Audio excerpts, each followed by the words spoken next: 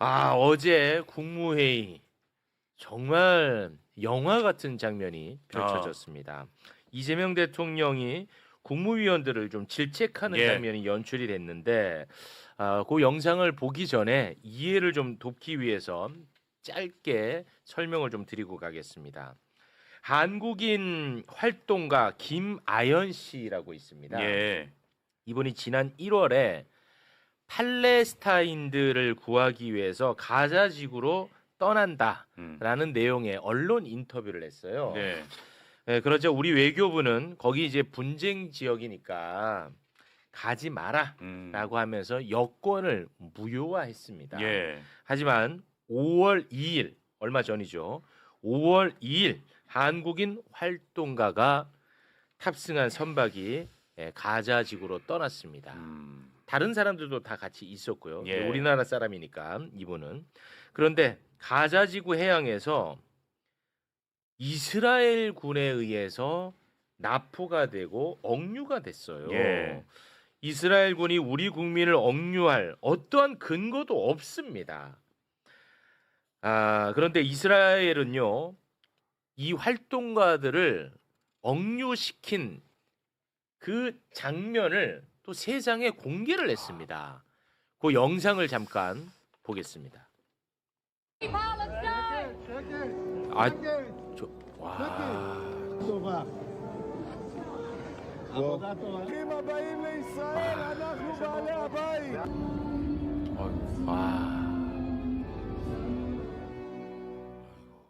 저렇게 억류할 어떠한 근거가 없어요. 그냥 저렇게 잡아가는 거야. 여기에 대해서 이재명 대통령이 아주 단호한 모습을 보여줬습니다. 그 장면 함께 보겠습니다. 이스라엘이 가자 지구에 자원봉사하러 가겠다고 하는 우리 내국인 포함한 선박들을 지금 납포하거나 지금 폭침시키고 있다고 그러죠?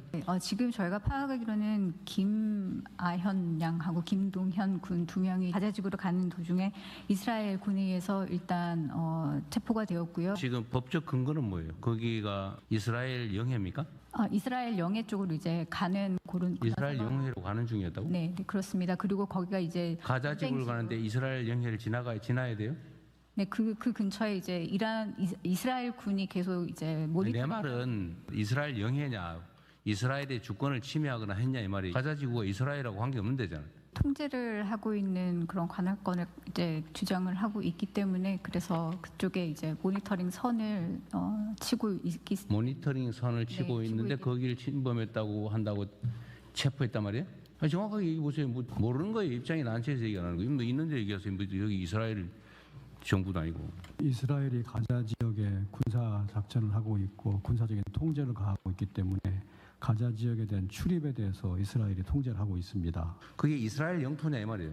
아니죠. 이스라엘 영토는 아닌데 이스라엘이 군사적 통제를 가하고 있는 상황입니다. 교전하면 교전국끼리 뭐 어떻게 하는 거예요? 우리 관여할 거 아닌데 자원봉사 뭐 이런 거 가겠다는 제3국 선박을 지금 납포를 하고 그중에 체포를 해가지고 지금 감금을 했다는데 이게 타당한 일입니까? 우리가 가자 지역은 입국 금지 지역이니 입국하지 말라고 했는데 입국을 한 바가 있고. 지 땅입니까? 이스라엘 영해예요? 지금 네타냐후 이스라엘 총리한테 체포영장 발부돼 있죠. 국제형사재판소에서 어쨌든 전범으로 지금 인정돼가 체포영장 발부돼 있는 거 아닙니까? 근데 지금 그 문제는 좀 복잡한 문제라서 여기서 논의를 하는 것보다는 좀 저희가 검토를 해서 따로 보고를 드리겠습니다. 아니 우리 국민을 잡아갔으니까 하는 얘기 아닙니까? 권고도 하고 했는데 뭐 정부의 방침이나 아니면 권고를 안 따른 거는 우리 내부 문제고 여하튼 우리 국민들을 국제법적으로 타당하지 않은 사유로 잡아간 거 맞잖아요. 그것도 좀 검토를 해봐야 되겠습니다. 제가 보기엔 너무 심해요. 너무 비인도적이고. 뭐 전문적인 이야기에 앞서서 대한민국 국민만큼은 대한민국 정부가 지킨다는 의지를 너무나 강력하게 보여주는 장면 아닙니까? 와, 뭔가 진짜 막 보호받고 있는 뭐가 느낌이 막 올라와. 나 죽겠어 지금. 저도 그런데 사실은 위치가 좀 바뀐 것 같아요. 누구랑 누가요? 개인적으로는 위성락 국가안보실장하고 네. 김진아 외교부 그 차관이 좀 강하게 얘기를 하고 아. 대통령이 좀 신중하게 어떤 보통 그렇게 생각이 되는데 네네. 어제 저는 저 국무회의 영상을 보면서 저거는 좀 왜 공수 위치가 바뀐 것 같지라는 생각이 계속 들었거든요. 그러니까 국무위원들이 좀 이스라엘을 너무 좀 이해하고 네. 이스라엘 논리를 너무 좀 존중하고 네. 뭐 또 더 나아가 뭔가 좀 눈치를 보는 듯한 네. 그런 느낌이었습니다만 지금 이 상황은 우리 국민이 지금 아무런 근거 없이 잡혀갔다는 게 핵심이거든. 그렇죠. 그게 맞죠. 그것부터 일단 좀 빨리 해결해. 네. 그 나머지는 우리가 한국에 와서 따로 또 관리하고. 그렇죠. 와, 나 막 진짜 소름 돋아. 막 올라와요 진짜. 오늘 예. 우리 국민 2명을 풀어줬다는 소식이 있었습니다. 네, 청와대가 알렸죠. 네, 강유정 청와대 수석 대변인이 정부는 필요한 영사 조력과 외교적 대응에 만전을 기해 그 결과 이스라엘 측이 특별히 한국 국민 2명은 구금 시설을 거치지 않고 바로 추방했다. 아울러 이스라엘 측은 이번 사안으로 한 이스라엘 관계가 영향을 받지 않고 더욱 발전하기를 희망한다 밝혔다. 이렇게 브리핑을 했습니다. 네, 와. 일단은 우리 국민 안전은 확보가 됐습니다. 예. 왜 가지 말라는 곳에 갔냐? 요 얘기는 잠시 후에 저희가 또 다루겠습니다. 네. 일단 여기까지 상황 어떻게 보셨습니까? 지금 우리가 검찰 권력을 국민 주권화 시키고 있잖아요. 그렇습니다. 거의 성공해 가고 있고요. 네. 이제 어제 제가 그 장면을 보면서 외교 권력도 한시 빨리 국민 주권화 시켜야 된다라고 봅니다. 외교골. 그 대통령이 그냥 간단한 질문을 하잖아요. 네. 거기가 이스라엘 영해냐? 이 질문을 하는데 최고의 엘리트 외교관들이 아무도 거기에 대해서 제대로 된 답을 못해요. 예. 그럼 뭐냐 하면 이미 그들의 의식 세계가 전혀 다른 이해 권력 때문에 얽혀 있는 거거든요. 대통령 그 사실을 인정한 바탕에서 이야기를 하고 싶은 거예요. 맞아요. 그게 왜 그러냐 하면 거기가 바로 국민의 상식의 출발이거든요. 맞아요. 그게 이스라엘 영해도 아닌데 우리 국민을 뭐 때문에 잡아가? 이게 근거가 뭐냐? 이게 국민들의 맞아요. 상식이란 말입니다. 근데 지금은 기존의 외교 엘리트들의 상식은 전혀 다른 데 있어요. 맞아요. 뭐 하마스가 먼저 침략해서 그런 일이 벌어지고 있다는 등 네. 실질적인 통제를 이스라엘이 하고 있다는 등 이건 그 다음 문제거든요. 그렇습니다. 와. 그 이야기를 해야 되는 거예요. 예. 그런데 어제 대통령과 외교 엘리트가의 사고의 차이를 보면 이건 단순히 대통령이 앞서고 외교 관리를 뒤지는 차원이 아니고요. 네. 아예 결이 달라요. 맞아요. 대통령은 국민의 관점에 서서 외교를 풀어 나가야 되고 그리고 중요한 외교 문제는 국민들한테 알려서 국가의 품격을 높이는 국격을 높이는 방향으로 끌고 가려고 하는 외교의 목표를 가지고 있어요. 그런데 외교 관료들은 전혀 안 해요. 맞아요. 자꾸 골방으로 가서 이야기하겠다잖아요. 네. 그거 보면 그냥 뒤에서 이야기해서 그러면 얼마나 시간이 걸리겠습니까? 대통령한테 보고하고 대통령하고 합의하고 또 외교부로 내려가서 이스라엘 대사관에 보내고 그러면 그 사람들은 그게 계속 구건되어 있는 겁니다. 그렇습니다. 대통령은 그게 아니라고 보는 거예요.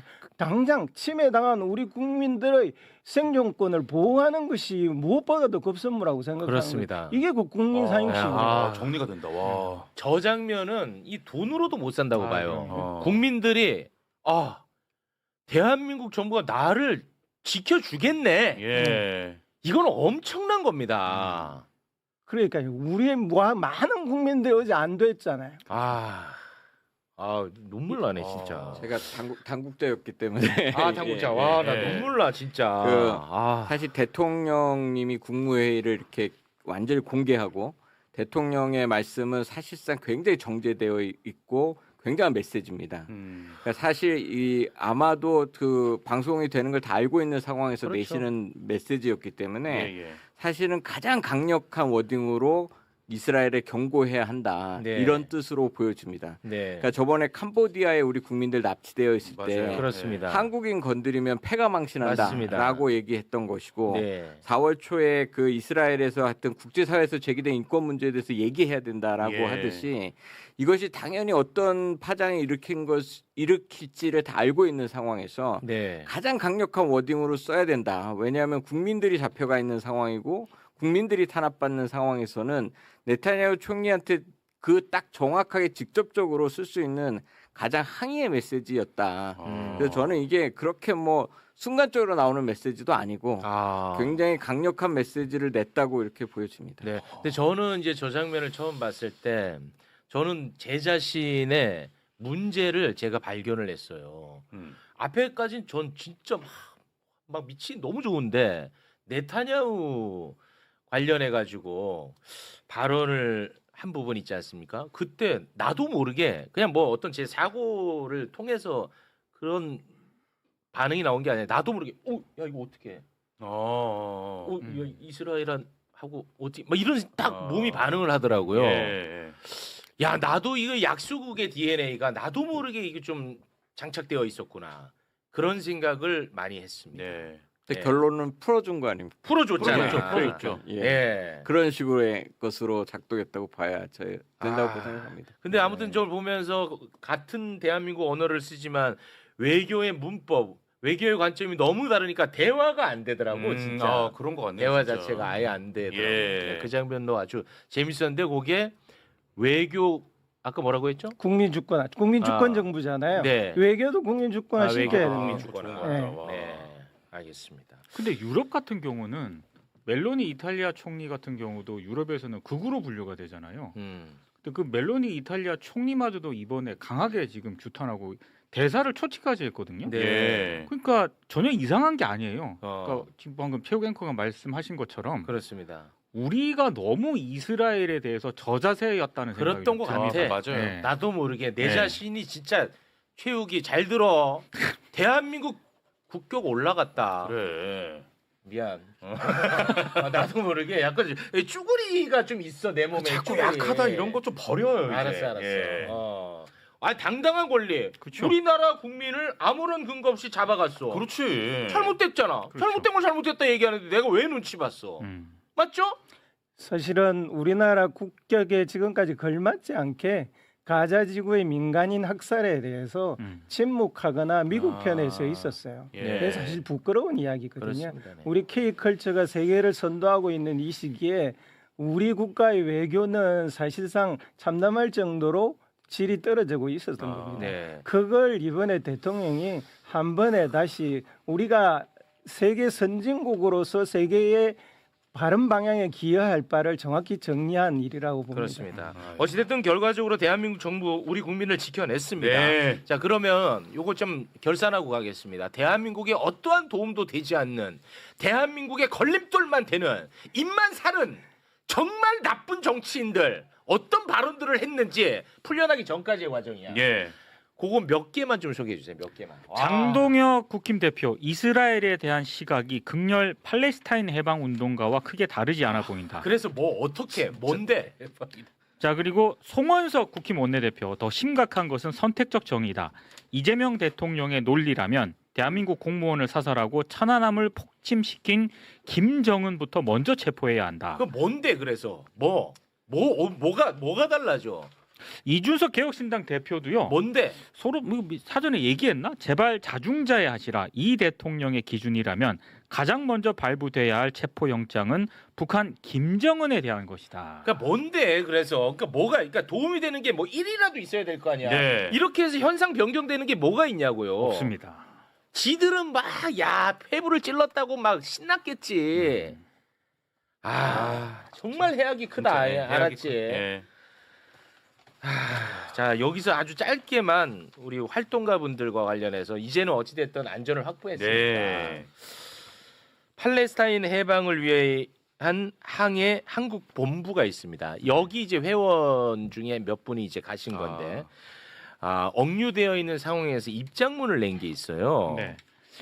이스라엘의 비무장 민간인에 대한 노골적인 해상 테러 행위, 불법 해적 행위에 대해 분노를 금할 수 없다. 한국 활동가들의 조속한 석방을 위해 한국 정부가 당장 나서야 한다.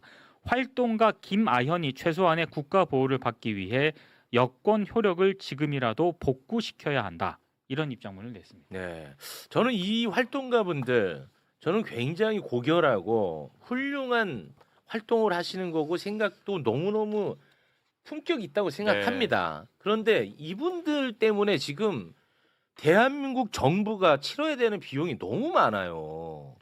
그거는 어찌됐든 이 테두리 안에서 해야 되는 거 아닌가요? 제 생각에 이것도 좀 문제가 있을까요? 그 평화 활동가라는 사람들을 네. 우리는 좀 넓은 관점에서 살펴봐야 그럴까요? 된다고 생각합니다. 죄송합니다. 이 사람들은 종군 기자와 비슷한 역할을 해요. 그러니까 종군 기자들도 분쟁 지역이나 민간인 학살 같은 지역에 사실 법적으로는 들어가지 못하는 곳을 들어가서 활동을 하는 거거든요. 네. 일본에 이분들과 똑같은 활동을 하는 피스보트라는 시민단체가 있습니다.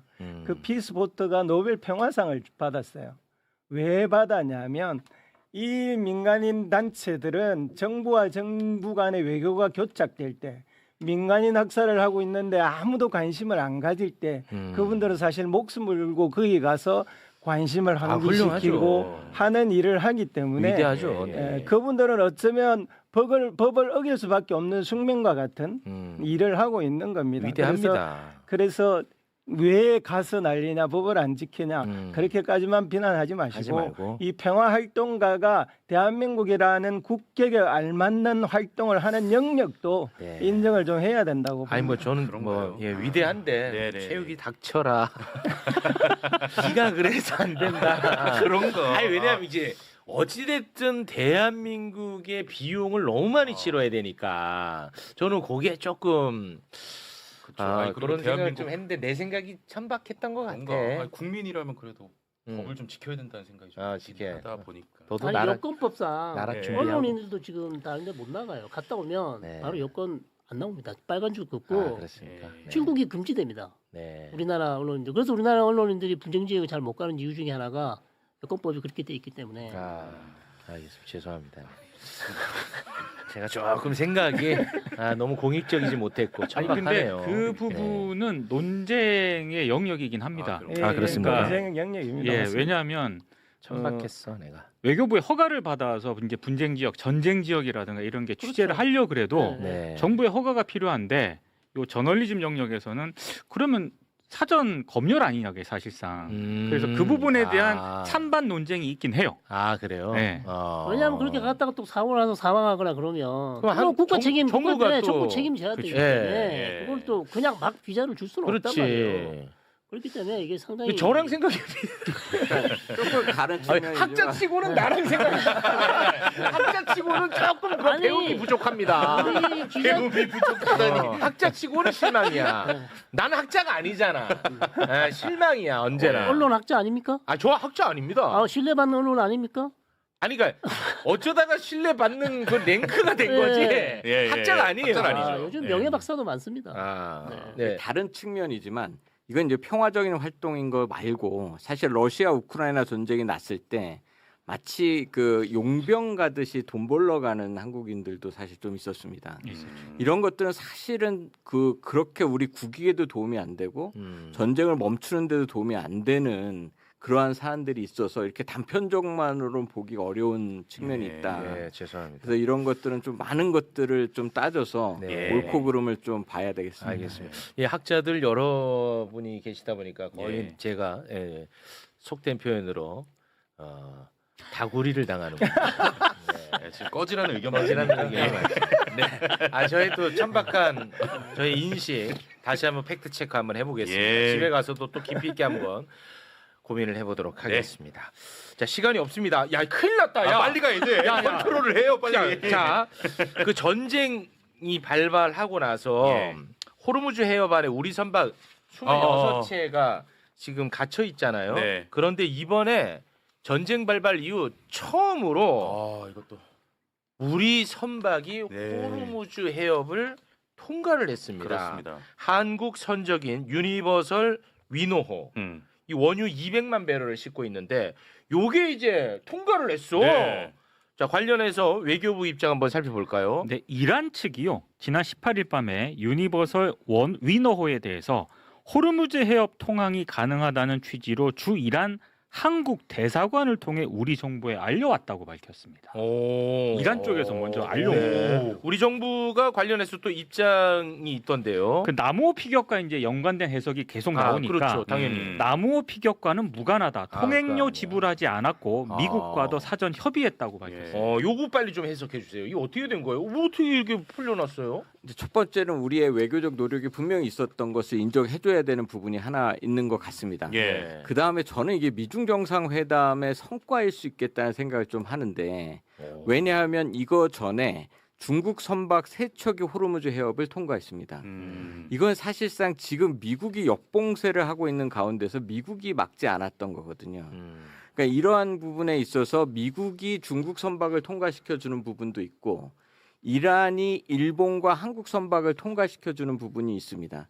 근데 이게 저는 뭐하고 연관될 거라고 예상을 좀 하는지 모르겠는데 저는 그 대만의 무기 판매를 좀 보류하겠다라고 얘기했던 트럼프 대통령의 말이 있었고 그 시진핑 주석은 이란의 무기를 주지 않겠다라는 그런 얘기들이 오고 간 것들이 나중에 나오는 것들이 있습니다. 그래서 저희가 9월 24일 날 다시 만날 때까지는 이것을 협상의 지렛대로 쓸 것이다라고 저번에 얘기했듯이 이런 것의 지렛대로 인해서 지금 일본 선박이나 중국 선박 그다음 한국 선박을 서로 이렇게 조금씩 내보내주고 있는 게 아닌가.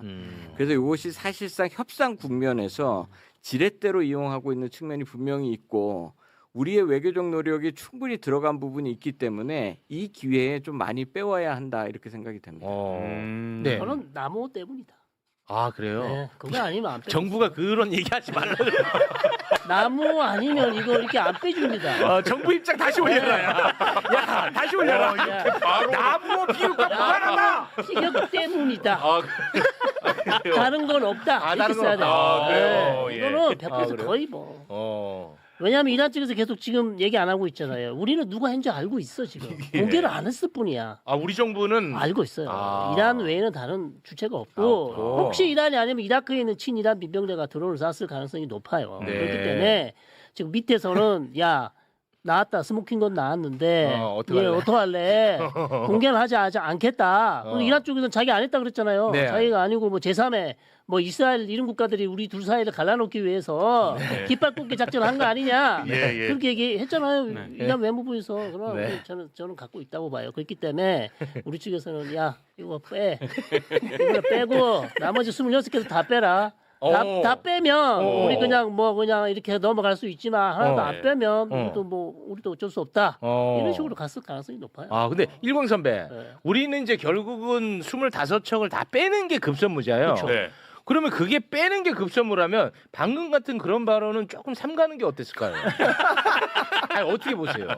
아니 그 어떻게 보시냐고. 진실을 가리면 안 됩니다. 학자로서. 진실이 더 중요해요. 최고의 언론 아닙니까 우리 신뢰받는 언론. 그래요? 근데 아랍에미리트 원전을 지금 드론 타격했던 것이 있었는데 드론이 아랍에미리트 원전을 타격한 게 있었습니다. 근데 그 UAE 그 국방부에서 이것은 이라크에서 떴던 원전 드론이다 맞아요. 이렇게 발표한 게 있어서 지금 그렇게 부정하는 건 아니지만 너무 단정져서 얘기할 수는 없는 부분도 있다. 이라크에서 왔을 수도 있어요. 그래서, 그럼 어차피 이라크에 있는 민병대는 누구 편이다? 이란. 그것도 이란이야. 그러니까 뭐 어찌됐든 간에 뭐 이란 손을 탄 피격이었다고 보시는 거잖아요. 그리고 그것 때문에 어찌됐든 풀어줬다고 보시는 거고. 다른 거 없습니다. 반정부 학자네요. 반정부 학자. 반정부 학자. 저는 반정부 학자의 반대입니다. 오히려 조영건 장관님의 훨씬 가깝습니다. 그렇다면 뭐 프랑스 배도 풀어줘야 되는데 아직 나왔다는 소식 없고요. 따라서 프랑스도 피격당했는데 프랑스 배는 풀어줬다는 얘기가 없어요? 뭐야 일광 선배? 저기 2,000척이 갇혀 있어요. 우리가 어떻게 이렇게 순번을 잘 받았냐고. 로또를 잘 뽑았나? 이거 프랑스는? 그건 모르죠. 모르잖아요. 그러니까 합리적인 의심은 우리가 한 번도 못 나왔잖아요. 못 지금까지 나왔죠. 많은 배들이 나가서 100여 척이 더 나왔을 거죠. 한 번도 못 나가서 왜 우리가 이번에 나갔냐 이거예요. 그거 합리적 의심 들잖아요. 계속 하시죠. 미중 정상회담 이후 트럼프의 워딩이 상당히 완화되어 있고요. 일종의 긴장이 조금 느슨해지는 측면이 있고 그 와중에 이제 이란과 미국으로부터 좀 더 협상을 잘할 수 있는 우리 배가 나온 거라고 보는 것이 맞을 것 같습니다. 네. 중국 배도 한꺼번에 많이 나온 것도 그런 이유가 관련이 있는 것 같고요. 네. 저는 그렇게 봅니다. 저는 일광 선배의 생각에 동의하지 않습니다. 않습니다. 그러면 제가 이제 궁금한 거는 이번 이 통과를 기점으로 해서 그냥 애매모호하게 전반적으로 좀 이렇게 좀 통제가 느슨해지는 길로 갈 수 있을지 저는 그거를 가장 원하는 사람인데요. 어떻습니까? 그 지금 남아 있는 거는 딱 핵물질 그 남아 있는 440km를 어떻게 할지의 문제만 딱 남아 있는 것 같습니다. 호르무즈 해협도 슬슬 이렇게 개방하고 있고 네. 이미 트럼프 대통령이 야 20년 정도 중지한다면 괜찮다 이런 네. 말로 또 말도 예. 변했고 네. 그러다 보니까 그러면서 지금 종전안을 계속 협상하고 있다고 얘기하는 것 같은데 네. 그럼 남아 있는 문제는 뭐냐? 그 440km에 대한 비축량이다. 근데 그거를 확실하게 미국이 통제할 수 있는 선까지만 준다면 흐지부지 질이 좀 이렇게 질질질 좀 가지 않을까 이렇게 생각은 되는데 그러니까 흐지부지라는 게 약간 좀 완화? 완화해서 그러나 끝나지는 않을 것이다. 끝나지는 않고. 예. 왜냐하면 9월 24일이 그렇게 있기 때문에 예. 9월 24일 미중 정상회담이 또 열렸기 때문에 거기 때까지는 지렛대가 분명히 양쪽 다 필요하다. 그러니까 그때까지는 계속 이렇게 협상 국면과 어쩌면 작은 공방전 정도는 있으면서 네. 계속 협상 주도권은 가져가려고 할 걸로 보입니다. 알겠습니다. 예. 자, 그러면은 지금 협상이 어떻게 진행이 되고 있는지 간략하게 좀 정리를 하고 가도록 하겠습니다. 미국하고 이란 협상은 지금 계속해서 진행이 되고 있습니다. 네, 먼저 이란 외교부 대변인 발언 소개 부탁드리겠습니다. 네, 미국 측의 관점을 전달받아 현재 면밀히 검토 중이다. 현재 파키스탄 내무장관이 테헤란에 와 있는데 이것은 양국 간 메시지 교환을 원활히 하기 위한 것이다. 현 단계에서 우리는 레바논을 포함한 모든 전선에서 전쟁을 끝내는 데 집중하고 있다. 이란 자산 동결 문제와 해운을 겨냥한 방해 행위 중단은 처음부터 분명히 제기해온 요구다. 네. 여기에는 뭐 핵에 대한 이야기는 없고 그 경제 제재에 대한 이야기가 그러니까 들어가 있네요. 그게 이제 약화되고 물밑 협상을 하고 있는 상황이라고 보여지는 겁니다. 예. 그거를 아무튼 이란이 제일 원했잖아요. 일단 요거부터 해결하고 그러니까. 핵 협상 나중에 하자가 이제 항상 네. 얘기해 왔던 건데. 그러면서 트럼프 대통령이 20년 정도 중단하면 괜찮다라는 워딩을 던져놓은 상태이기 때문에 예. 분명히 협상 국면에는 있는 걸로 보여집니다. 트럼프가 그 이란 공격 보류 지시하지 않았습니까? 그것과 관련해 가지고 이번에 또 트럼프가 입장을 낸 게 있는데요. 소개 부탁드리겠습니다. 네, 우리는 이란과 관련해 최종 단계에 있다. 어떻게 될지 보자. 이렇게 얘기를 하니까 기자가 중간 선거 때문에 지금 전쟁 해결을 서두르는 것 아니냐라고 질문을 합니다. 예. 여기에 대해서 트럼프가 모두가 중간 선거를 얘기하지만 나는 전혀 서두르지 않는다라고 답을 합니다. 네. 자, 지금 협상 과정 좀 어떻게 보고 계십니까? 트럼프가 하는 말 중에 주목해 볼 게 하나 있는데 그동안 핵물질이라고 핵물질에 반대한다라는 식으로 이야기했는데 최근에 들어와서는 핵무기에 반대한다는 이야기로 명확하게 하고 있어요. 물질에서 무기로 바뀌었어요. 무기로 바뀌었어요. 그 핵무기 반대는 이란도 사실상 동의를 하고 있는 부분이거든요. 중국하고도 합의를 본 상황이고요. 네. 미중 간에도 합의를 본 상황이기 때문에 네. 트럼프의 태도가 핵에 대해서도 상당히 좀 느슨해지고 있다라는 것을 보여줍니다. 네. 그래서 협상에 조금 더 가까이 가고 있는 거 아닌가라고 판단할 수 있을 것 같습니다. 그러면은 트럼프가 이란은 이제 핵무기 절대 갖지 않겠다고 얘기했다. 네. 이거는 이제 가능하잖아요. 이건 가능하죠. 네, 네. 그렇게 가면 돼. 이제 다 끝나나? 됐다. 끝나나 보네.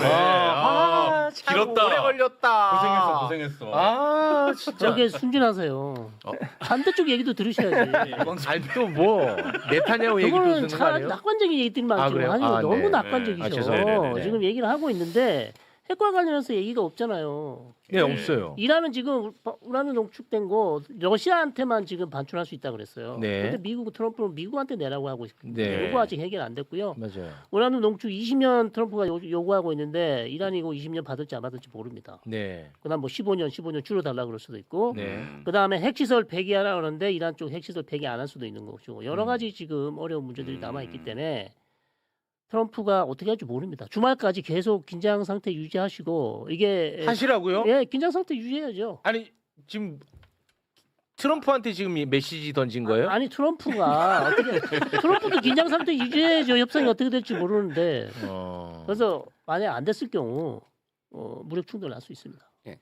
예. 지금 동의하는데 무력 충돌이 네. 우리가 생각하는 것처럼 전면적 성격의 무력 충돌은 아닐 것이다. 그러니까 제가 여기 예전에 고지전 얘기 많이 했는데 네. 협상을 하고 있는 상황에서 때리거나 뭐 이럴 수는 있지만 그 때리는 것은 다음 협상을 위한 공방전이지 완전히 이 협상이 깨지고 처음 전쟁하듯이 그렇게 들어갈 거라고는 보여지지 않습니다. 그래도 모릅니다. 좋다가 지켜봐야 됩니다. 주말까지 지켜보셔야 되고요. 만약 네. 이란 쪽에서 트럼프 대통령이 원하는 답안을 안 주잖아요. 예. 그런데 그럴 가능성이 높아요. 저는 지금까지 이란은 입장이 변화가 별로 없어요. 네. 그다음에 뭐 핵무기 안 만든다? 그건 이미 원칙적으로 다 이란 한 번도 얘기했잖아요. 이란 한 번도 그러니까 그게 중요한 게 아니라니까. 아, 그 선언적 의미가 중요한 게 아니고 우란 농축 우라늄 어떻게 할 건지, 그다음에 농축 중단 언제 몇 년 동안 할 건지 이런 부분에서 구체적 얘기가 안 나오면 네. 예, 안 좋은 시나리오로 갈 수 있습니다. 알겠습니다. 시간 관계상 그 시진핑 푸틴 만남 혹시 뭐 의미 있는 부분이 있으면 아주 짧게만 좀 짚어주시고 마무리 짓겠습니다. 미국에 대한 반대 전선을 이전보다 훨씬 명확하게 했고요. 다극화 그래요? 다자주의를 확실히 추구하겠다라고 명백하게 선언을 했습니다. 그리고 이제 그건 선언적이고 그걸 구체적으로 이제 구체화시킨 것은 에너지 수급 문제인데요. 네. 사실은 이란도 그렇지만 러시아도 지금 여전히 에너지 제재를 받고 있잖아요. 네. 그런데 중국하고는 기간에 상관없이 계속 에너지를 사고 팔고 하겠다라는 합의를 봐서 러시아로서는 큰 소득을 얻은 거고요. 저번 시간에 말씀드린 시베리아 힘2 송유관 문제 네네네. 이건 훨씬 더 심도 있게 논의가 되고 있는 것 같습니다.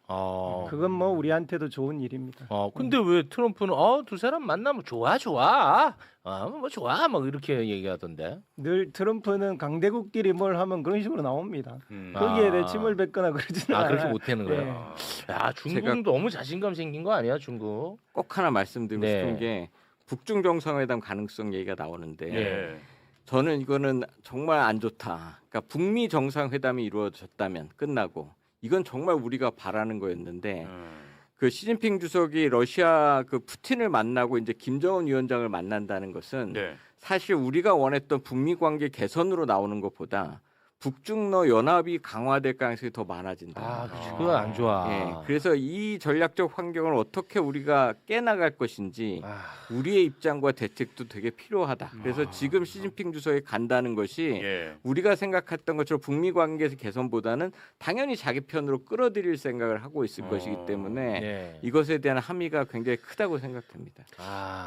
북미부터 먼저 만났으면은 좀 괜찮은데. 저희가 원했던 거는 끝나고 트럼프 대통령이 김정은을 만나러 가기를 너무 원했었는데 그러고 나서 뭐 중국을 만나는 거는 그거는 네, 괜찮은데 이거 좀 큰일 났네. 이거 우리가 예상한 것보다는 좀 더 심각합니다. 사실 그래요? 엊그제 제가 한일 정상회담 할 때 중국과 북한이 쳐다보고 있다고 한 이유도 사실 중국 내부에서는 이 문제를 이 한일 정상회담이 거론되기 시작할 때부터 검토를 하고 있었어요.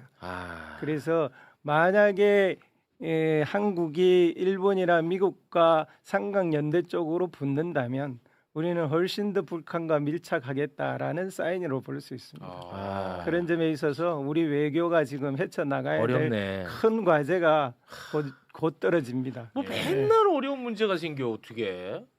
그러니까 이제 우리 외교가 2차 방정식에서 다차 방정식을 놓고 이 일을 했을 때 그다음 다른 국가가 어떻게 반응할지를 늘 살피고 해야 되는데 이번 한일 정상회담에서는 그런 게 좀 부족했던 것 같아요. 특히 중국은 지금 일본의 군국주의화에 거의 온 에너지를 다 쏟고 뭔가를 하고 싶어 하기 때문에 한국이 파트너가 안 되면 북한을 파트너로 삼겠다라고 생각하고 있는 겁니다. 참 이거 쉽지 않은 문제가 또 놓여져 있네요. 알겠습니다. 오늘은 여기서 좀 마무리를 짓도록 하겠습니다. 함께해 주신 세 분 대단히 고맙습니다. 감사합니다. 감사합니다.